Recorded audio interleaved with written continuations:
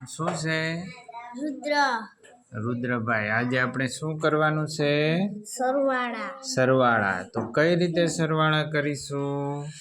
તો જો અહીંયા ઉપર કેટલા છે?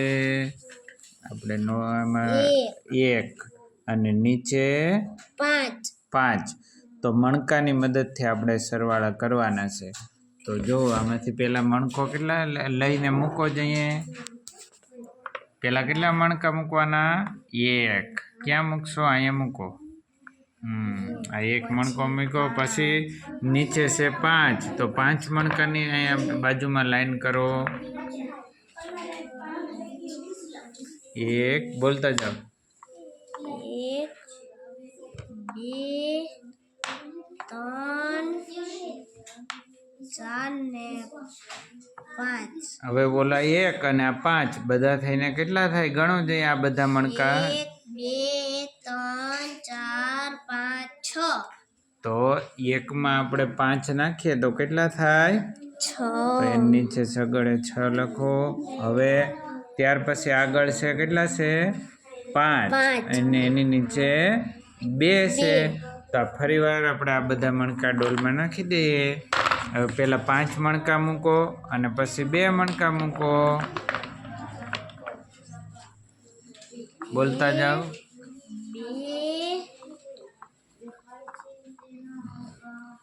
1 2 3 4 5. હવે એની બાજુમાં 2 મણકા મૂકો. 1 ને 2. બધા થઈને કેટલા થાય? હવે 1 2 3 4 5 6 ને 7. તો હવે આપણે શું મૂકીશું? 7. ચાલો હવે મણકા વગર તને આવડે કે 8માં 6 નાખીએ તો કેટલા થાય? 8 માં 6 નાખીએ તો 8 ને 6 1 2 3 4 5 6